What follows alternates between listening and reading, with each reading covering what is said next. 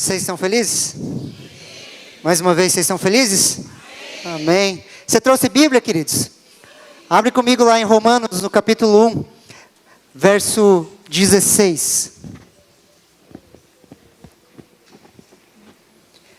Carta de Paulo aos Romanos, no capítulo 1, no verso 16.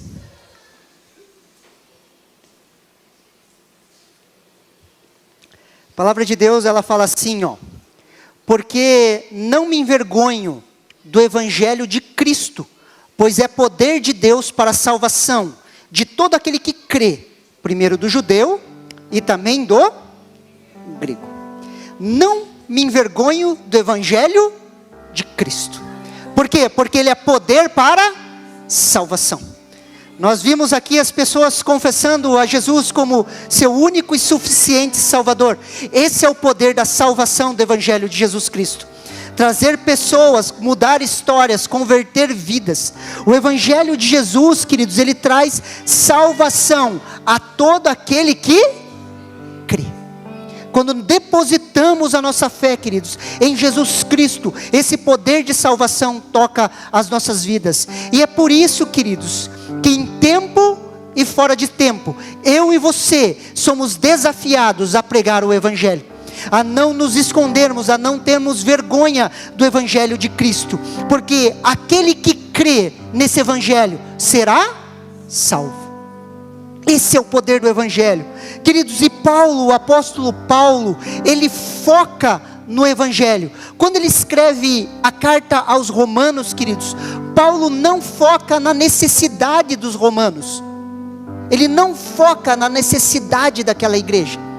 Ele foca no Evangelho. Por quê? Porque o Evangelho é a resposta. Presta atenção aqui em mim. O Evangelho de Jesus Cristo é a resposta para a sociedade. O Evangelho de Jesus Cristo é a resposta para a pessoa que está lá fora. Muitas vezes, queridos, nós colocamos paliativos. E uma vez eu estava em uma aula de filosofia na faculdade de educação física. E o professor de filosofia explicando o homem moderno, o homem pós-moderno, a expectativa do homem moderno na tecnologia e na ciência, que traria respostas para ele. Essas respostas não vieram, só nos levaram a 2 guerras mundiais.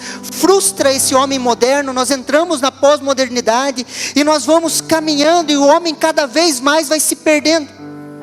E esse professor, ele falou uma coisa muito interessante, que no sistema que nós vivemos, nós viemos com chip de fábrica, e esse chip fica falando para nós, suba de classe, e nós colocamos uma lente achando que a resposta está em ganhar mais, a resposta está em conquistar mais, em ter mais. Só que essa não é a resposta, é só um paliativo. Se nós focarmos na necessidade das pessoas, nós começamos a perder.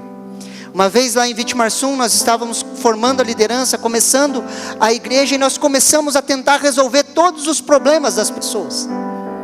E os líderes estavam cansando, a gente estava se perdendo, e nós precisamos reajustar o foco. E o foco é o Evangelho. Por quê? Porque o Evangelho, ele trata com a raiz do problema. E a raiz do problema é o pecado. Posso ouvir um amém? Nós olhamos para paliativos, queridos. Achamos muitas vezes que a educação melhor, um melhor salário, melhor saúde vai melhorar as coisas, e não vai.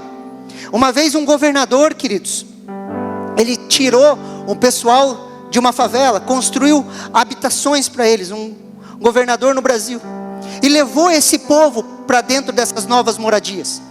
Passou-se um tempo, o que aconteceu? Eles começaram a desmontar as pias para vender, a tirar as torneiras para vender. E esse governador, ele falou uma frase muito interessante. Ele falou: tirar as pessoas da favela é muito fácil, o mais difícil é tirar a favela de dentro das pessoas. Por isso que o Evangelho não reforma ninguém. Posso ouvir um amém? Ele transforma vidas. Nós não olhamos para os paliativos, queridos. Nós olhamos para a raiz. E a raiz do problema é que eu e você nascemos pecadores por causa do pecado de Adão. E a solução para esse pecado é o Evangelho de Jesus Cristo. é o Evangelho de Jesus Cristo, porque quando cremos nesse Evangelho, nós nascemos de novo, temos uma experiência do novo nascimento. Aqueles que confessaram a Jesus aqui na sua frente, eles nasceram de novo.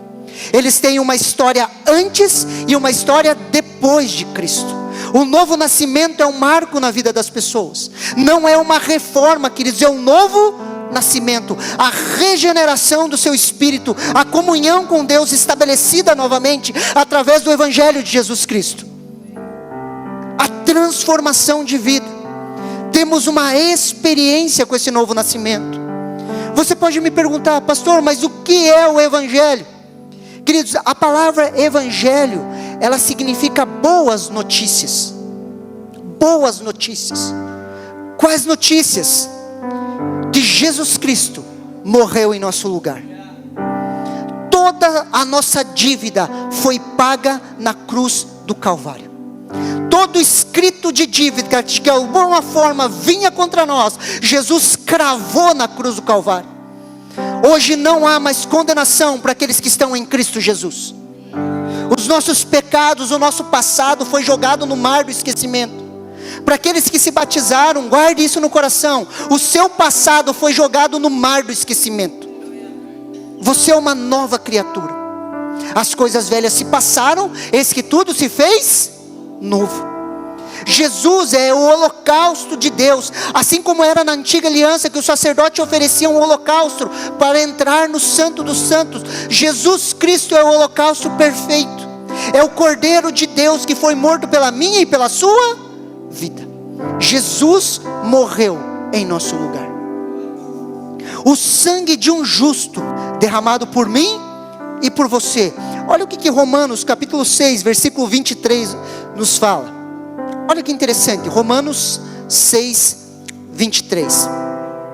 Porque o salário do pecado é a morte, mas o dom gratuito de Deus é a vida eterna, por Cristo Jesus nosso Senhor. O salário do pecado é a morte. Eu e você tínhamos uma dívida com Deus, onde só poderia ser paga com derramamento de sangue. A ira de Deus estava sobre as nossas vidas, e Jesus veio e pagou esse preço de sangue. Eu e você fomos comprados por sangue. O salário do pecado é a morte. Alguém precisava morrer. A vida, queridos, está no sangue, como diz Levítico. Sangue precisou ser derramado em uma cruz, pela minha e pela sua vida, para que a ira de Deus fosse aplacada, para que não houvesse mais condenação sobre as nossas vidas. Jesus morreu no nosso lugar. Fala um amém aí, crente. Isso é uma boa notícia. Aquilo que estava preparado para mim e para você, Jesus Cristo tomou na cruz do Calvário. Olha o que Isaías 53, capítulo 5 nos fala. Olha que interessante, queridos. Mas ele foi ferido por causa das nossas transgressões e moído por causa das nossas iniquidades. O castigo que nos traz a paz estava sobre ele, e pelas suas pisaduras nós fomos sarados. Queridos, quem levou Jesus para a cruz? As nossas iniquidades, as nossas transgressões. Ele morreu por isso, derramou o seu sangue. E agora eu e você temos uma herança. Nós temos paz com Deus. Nós temos o direito e a permissão e a possibilidade de viver em paz. Talvez você esteja aqui nessa noite e você esteja procurando paz. E eu quero te dar uma boa notícia. O príncipe da paz está nesse lugar. A paz que excede todo entendimento vai tocar o seu coração. A paz de Deus, que excede todo entendimento, ela toca as nossas vidas. E é a herança de Deus para mim e para você, conquistada na cruz do Calvário. Esse sangue derramado, queridos, restaura a comunhão. Primeiro, a comunhão com Deus. Olha o que Hebreus capítulo 10, versículo 19 ao 21 nos fala. Tendo, pois, irmãos, ousadia para entrar no santuário, pelo sangue de Jesus, pelo novo e vivo caminho, pelo que Ele nos consagrou, pelo véu, isto é, pela sua carne, e tendo um grande sacerdote sobre a casa de Deus. Queridos, entramos na sala do trono, entramos no santuário, pelo sangue de Jesus, não pelas nossas forças.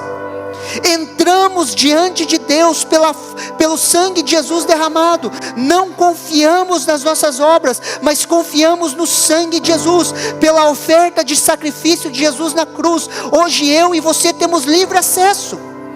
Toda vez que você fechar os seus olhos para orar, creia que você entra na sala do trono. Creia de todo o seu coração: pastor, mas se a minha consciência me acusar, se eu tiver pecado, queridos, você resolve lá dentro. Posso ouvir um amém? Nós não resolvemos isso aqui fora, nós resolvemos lá dentro. Se nós tentarmos resolver com as nossas forças, com a nossa autodisciplina, com o pensamento, não, eu não vou fazer mais, não, queridos, entra. E quando você está diante de Deus, na sala do trono, o Espírito Santo de Deus, Ele te convence do pecado, da justiça e do juízo. Ele te conduz ao arrependimento genuíno. E ali dentro há uma transformação de vida, na presença de Deus. Nós somos transformados quando estamos em comunhão com Deus. Por isso que eu e você somos desafiados a entrar com ousadia na sala do trono. A entrar diante de Deus, a confessar os nossos pecados, a permitir que o Espírito Santo transforme as nossas vidas de dentro para fora. Só que isso acontece na comunhão. E só é possível porque Ele abriu um novo e vivo caminho. E hoje nós entramos na sala do trono. Feche seus olhos por um minuto.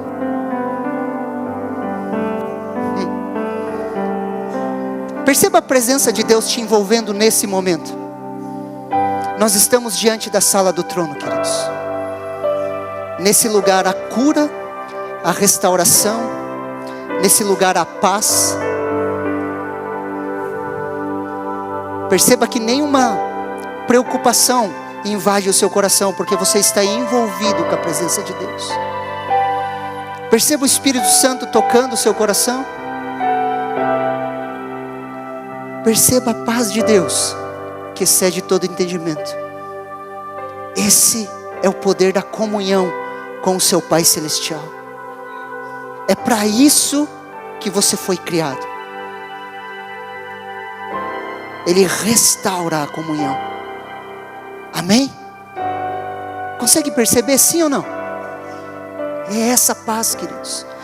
Essa paz é restaurada com os homens. Olha o que 1 João capítulo 1 versículo 7 nos fala. Mas se andamos na luz, como Ele na luz está, temos comunhão uns com os outros. E o sangue de Jesus Cristo, seu Filho, nos purifica de todo o pecado. Queridos, a possibilidade de andarmos na luz, de termos comunhão com os nossos irmãos, onde o sangue de Jesus nos purifica de todos os pecados. Queridos, termos a chance de termos comunhão verdadeira com as pessoas, de viver em comunhão, de sermos quem nós somos, de abaixarmos a nossa guarda, tirarmos as nossas máscaras e poder permitir que as pessoas nos conheçam. É essa comunhão que eu e você somos chamados. A possibilidade de vivermos uma vida em família, em comunidade, em comunhão. Estava falando no encontro dos homens aqui. Quando eu olho para um homem na porta de um bar, queridos, eu entendo uma coisa: que ele está em busca de comunhão. Consegue me entender? Mesmo inconsciente, ele está em busca de comunhão, de um lugar para ser aceito. Quando nós estamos aqui, queridos, o sangue de Jesus nos purifica e nós podemos ter comunhão uns com os outros, e comunhão verdadeira. O Evangelho, queridos, nos fala da ressurreição. Jesus Cristo ressuscitou. Posso ouvir um amém? Ele ressuscitou, queridos, Ele venceu a morte, e isso faz parte das boas notícias. A morte vence a vida, a ressurreição vence a morte, e Jesus venceu a morte. venceu a morte. Ele morreu por nós, mas Ele não só morreu, mas Ele ressuscitou, trazendo a vitória e a autoridade para a igreja. Jesus está vivo. Ele está vivo, queridos, no nosso meio. Essa é a nossa esperança. Se Ele ressuscitou, eu e você vamos ressuscitar também. Se Ele ressuscitou, nós vamos ressuscitar também. Olha o que 1 Coríntios capítulo 15, versículo do 13 ao 14 nos fala. E se não há ressurreição dos mortos, também Cristo não ressuscitou. E se Cristo não ressuscitou, logo é vã a nossa pregação, e também é vã a nossa fé. No contexto, Paulo estava discutindo a respeito da ressurreição dos mortos. Uns não acreditavam, outros acreditavam. Mas se não crermos que Jesus ressuscitou, vã é a nossa fé. Mas pelo contrário, se cremos que Ele ressuscitou, cremos também que eu e você vamos ressuscitar. Nós vamos semear um corpo corruptível e nós vamos colher um corpo incorruptível. Você vai semear essa tua carcassinha que está ficando feia? Não diga isso. Tem uns que melhoram com o tempo. Mas enfim, vendo as fotos lá atrás, a gente vê que uns melhoram com o tempo. Mas nós vamos semear o nosso corpo corruptível e nós vamos colher um corpo incorruptível. Nós vamos colher um novo corpo, livre do pecado, livre da morte, livre da doença. Naquele lugar não haverá mais choro, não haverá mais pranto. Nós seremos plenamente curados. Essa é a nossa esperança. Se Ele morreu e ressuscitou, eu e você podemos enfrentar a morte, porque nós vamos ressuscitar. No Evangelho, queridos, eu e você não temos mais medo da morte, ou temos a possibilidade de não ter medo da morte. O medo da morte atemoriza o ser humano. Hoje temos certeza da nossa salvação. Posso ouvir um amém? Nós temos certeza da nossa salvação. E se você não tem certeza da sua salvação, hoje você vai sair daqui com a certeza da salvação. A certeza que Cristo Jesus morreu em seu lugar. A certeza do novo nascimento. Não precisamos andar atormentados. Olha o que João capítulo 11, versículo 25 ao 26 nos fala. Então Jesus declarou: eu sou a ressurreição e a vida. Quem crer em mim, ainda que morra, viverá. E todo que vive e crê em mim não morrerá eternamente. Você crê nisso? Queridos, muitas vezes nós usamos esse versículo em velório, queridos, mas esse versículo deveria fazer parte do nosso dia a dia. Deveria fazer parte do nosso cotidiano. Por quê? Porque Jesus venceu a morte. Se Ele ressuscitou, um dia a última trombeta vai tocar. Os mortos ressuscitarão.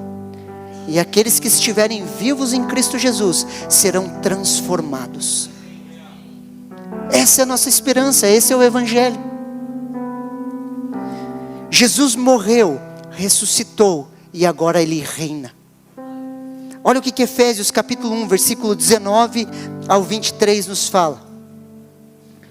E o qual, sobre excelente grandeza do seu poder sobre nós, os que cremos segundo a operação da força do seu poder, que manifestou em Cristo, ressuscitando-o dentre os mortos e pondo-o à direita nos céus, acima de todo principado e poder e potestade e domínio e todo nome que se nomeia, não só neste século, mas também no vindouro, e sujeitou todas as coisas aos seus pés, e sobre todas as coisas constituiu cabeça da igreja, que é seu corpo, a plenitude daquele que cumpre tudo em todos. Queridos, Jesus reina. Ele está sentado à direita de Deus, acima de todo principado, poder, potestade, domínio, de todo nome que se nomeia, não só nesse século, também no vindouro. A história está em suas mãos. Isso é o Evangelho. Existe um rei. A história não está lançada ao acaso. Existe um rei.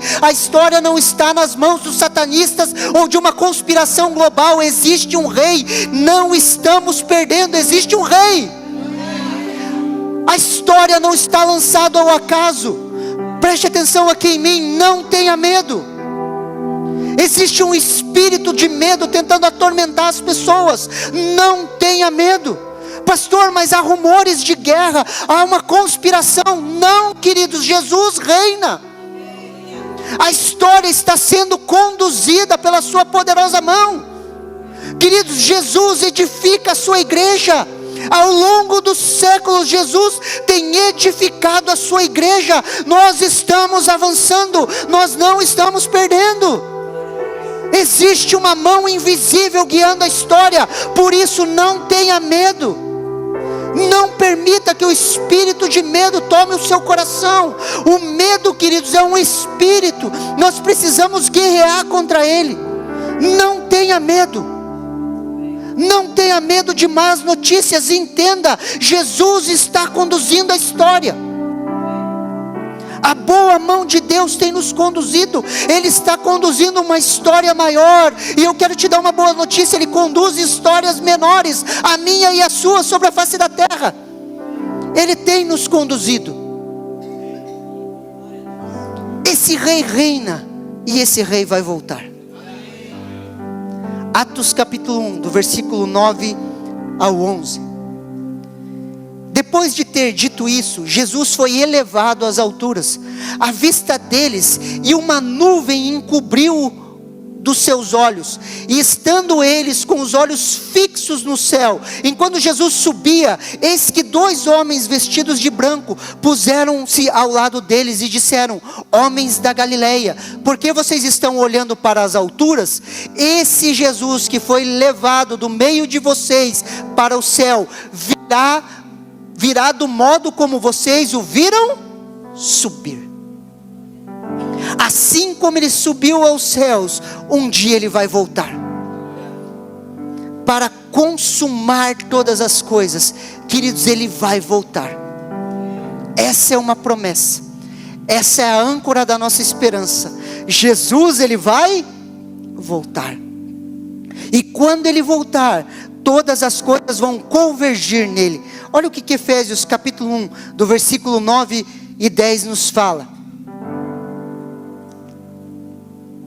Ele nos revelou o mistério da sua vontade, segundo o seu propósito, que ele apresentou em Cristo, de fazer convergir nele, na dispensação da plenitude dos tempos, todas as coisas, tanto nos céus como na terra. Queridos, olha que interessante essa palavra convergir. Olha ali no telão.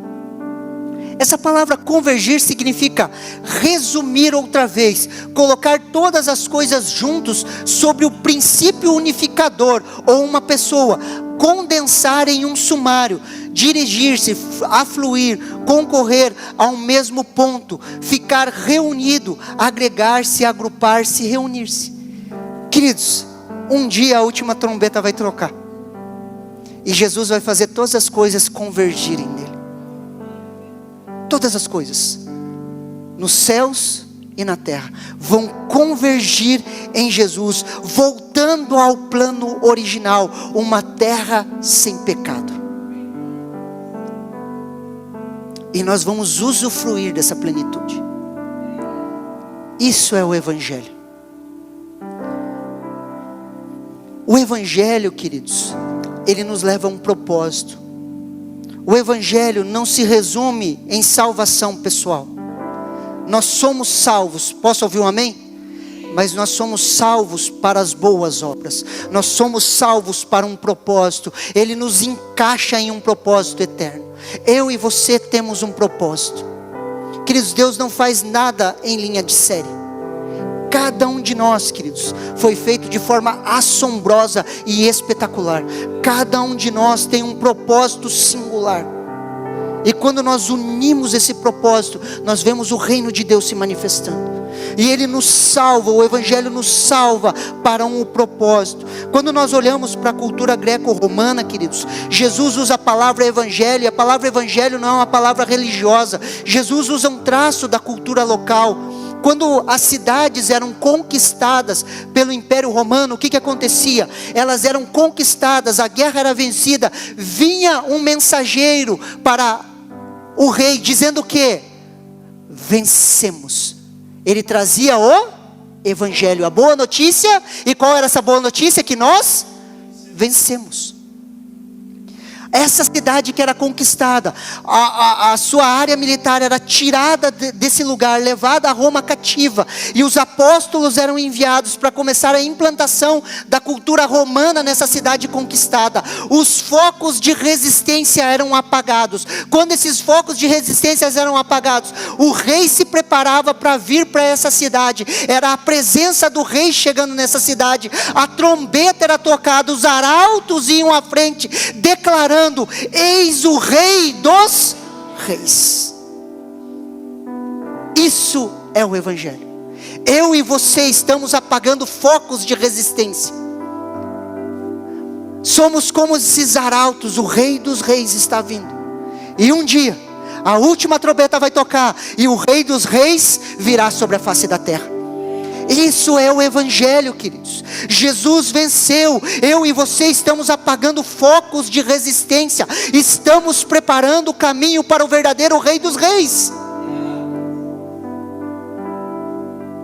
Isso precisa nos empolgar. Nós estamos vivendo algo muito maior do que nós. Nós estamos preparando o caminho para o Rei dos Reis. Os focos de resistência estão caindo um a um. A igreja tem avançado. Um dia nós vamos ter a presença manifesta e verdadeira do nosso Rei dos Reis, Senhor dos Senhores, vindo montado em um cavalo branco. Isso é real, não é uma fantasia. Estamos preparando esse caminho. Olha que interessante, queridos. Isaías 61, do versículo 1 ao 4. Eu gostaria que você prestasse muita atenção aqui. Olha o que a palavra de Deus nos fala: o Espírito do Senhor Deus está sobre mim, porque o Senhor me ungiu para pregar as boas novas aos quebrantados, enviou-me a curar os quebrantados de coração, a proclamar libertação aos cativos, e pôr em liberdade os algemados, a apregoar o ano aceitável do Senhor, o dia da vingança do nosso Deus, a consolar todos os que choram, e pôr sobre os que em Sião estão em luto, uma coroa em vez de cinzas, óleo de alegria em vez de pranto, vestes de louvor em vez de espírito angustiado, a fim de que se chamem carvalhos de justiça, plantados pelo Senhor para a sua glória. Edificarão os lugares antigamente assolados, restaurarão os de antes destruídos, e renovarão as cidades arruinadas, destruídas de geração em geração. Quando Jesus inicia o seu ministério em Lucas, no capítulo 4, versículo 16, ele vai até uma sinagoga em Nazaré, queridos, e ele lê esse texto. Ele abre o rolo e ele lê esse texto, mas ele para na metade do versículo 2. Jesus vai até o ano aceitável do Senhor, e ele para. Ele se senta, ele olha para as pessoas que estão ao seu redor, e ele fala: hoje vocês veem essa palavra se cumprindo. E aquela palavra se cumpre naquele dia. Ela se cumpre. Mas o texto continua, queridos. Isaías 61, do 2b ao 3. Jesus para, mas o texto continua. E o dia da vingança do nosso Deus, a consolar todos os que choram, e pôr sobre os que em Sião estão de luto, uma coroa em vez de cinzas, óleo de alegria em vez de pranto, vestes de louvor em vez de espírito angustiado, a fim de se chamarem carvalho de justiça, plantados pelo Senhor para a sua glória. Presta atenção aqui: uma coroa em vez de cinzas, vestes de louvor em vez de espírito angustiado. Queridos, isso se cumpre hoje nas nossas vidas. Quando nós nascemos de novo, você acompanha uma pessoa que nasceu de novo, a primeira coisa que ela faz é começar a ouvir louvores em casa, sim ou não? Por quê? Porque ele troca um espírito angustiado por uma veste de louvor, e a pessoa começa a ser ministrado pelos louvores, sim ou não? Você já percebeu isso? Porque há essa troca. Hoje eu e você somos carvalho de justiça, plantados pelo Senhor para a sua glória. A sua vida glorifica o Senhor. Isso se cumpre agora. Isso acontece com todos os que recebem a Jesus, aqueles que creem no seu nome, aqueles que nascem de novo. Isaías 61, do 1 ao 2, se cumpre nos dias de Jesus. O verso 3 se cumpre a todos aqueles que nascem de novo. Aqueles que estavam em luto recebem alegria no seu coração. Quantas vezes você vê uma pessoa nascendo de novo, você vê alegria entrando na vida dela? Sim ou não? O rosto dela muda. Mas o texto continua. Isaías 61, 4. E edificarão os lugares antigamente assolados, restaurarão os de antes destruídos, renovarão as cidades arruinadas, destruídas de geração em geração. Presta atenção aqui. O Evangelho nos transforma para algo, para as boas obras. Eu e você reedificamos lugares assolados. Esse é o nosso trabalho, renovar as cidades arruinadas. Queridos, toda vez que nós pregamos o Evangelho, uma pessoa aceita Jesus, queridos, ela é transformada, sim ou não? Uma família por vez, nós vamos restaurando a cidade. A destruição familiar vem de geração em geração, queridos, mas é um da família tendo um encontro com Cristo Jesus, o mar de lama ele para. A cruz de Cristo é colocado nesse mar de lama. As maldições de geração em geração, aquilo que Satanás investiu há centenas de anos naquelas famílias, elas são quebradas no nome de Jesus. Elas são quebradas com o Evangelho da salvação. A cruz de Cristo transforma famílias. E de família em família, eu e você vamos transformando a cidade. O mar de lama para ali, esse é o poder do Evangelho. A grande discussão com esse texto, que as pessoas insistem em discutir, mas pastor, isso não é para a segunda vida, quando Jesus voltar, queridos. Quando nós olhamos o apóstolo Pedro, ele fala assim: um dia para Deus é como 1000 anos, e 1000 anos como um dia. E ele fala, vocês não podem se esquecer disso. Da cruz de Jesus até nós, 2000 anos, 2 dias. O que são 2 dias para a eternidade, queridos? Um gap de tempo, algo insignificante. Eu e você nesses 2 dias, eu e você estamos dando continuidade ao que a igreja tem feito, apagar os focos de resistência e preparar o caminho para o Rei dos Reis. É um gap de tempo, queridos. É um pequeno gap de tempo. Jesus vai voltar. E quando ele voltar, preste atenção, literalmente, eu e você vamos reconstruir as cidades, porque um rei reinará com justiça, e os seus príncipes reinarão com ele. O Evangelho, queridos, não é um povo indo para o céu, é uma cidade que desce para a terra, a implantação de um reino sobre essa terra. Se você estava preparado com as suas malas prontas para os céus, eu quero te dar uma boa notícia: desfaça suas malas. Nós temos muito trabalho.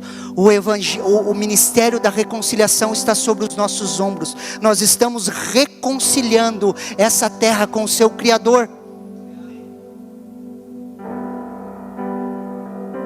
Você achou que ia ficar no céu tocando harpinha, né? Assim, bem gnóstico assim. Não, queridos. Jesus ressuscitou com um corpo, e nós vamos ressuscitar com um corpo, e nós vamos reinar sobre essa terra, novos céus e nova terra. Por isso, queridos, devemos olhar para Ele. Hebreus capítulo 12, do versículo 1 ao 2 fala assim: portanto também nós, visto que temos rodeado tão grande nuvem de testemunhas, livremos de todo o peso e do pecado que tão firmemente se apega a nós, e corramos com perseverança a carreira que nos foi proposta, olhando firmemente para o autor e consumador da nossa fé, Jesus, o qual em troca da alegria que estava proposta, suportou a cruz, sem se importar com a vergonha, e agora está sentado à direita do trono de Deus. Queridos, eu e você estamos cercados de grande nuvem de testemunhas. E a grande nuvem de testemunhas são os heróis da fé de Hebreus capítulo 11. É a continuação do capítulo 11. O autor de Hebreus fala dos heróis da fé e ele fala, ó, nós agora estamos rodeados por essa nuvem de testemunhas deles. Homens que não foram considerados dignos de estar nessa terra, foram cerrados no meio. Homens que venceram pela sua fé. Nós estamos rodeados por essa grande nuvem de testemunhas. E nós estamos rodeados por pessoas ao nosso redor, que é também uma grande nuvem de testemunha.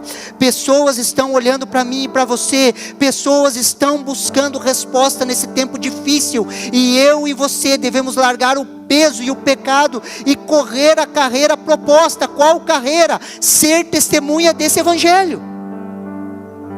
Olhar firmemente para Jesus, autor e consumador da nossa fé. Cremos nesse evangelho? Sim ou não? Jesus está vivo. Existe esperança ao perdido. Existe esperança ao desesperado. Existe esperança para mim e para você. Jesus reina. Você recebe essa palavra no seu coração? Vamos nos colocar em pé, queridos. Vamos orar. Eu gostaria de convidar a equipe de louvor a vir aqui à frente.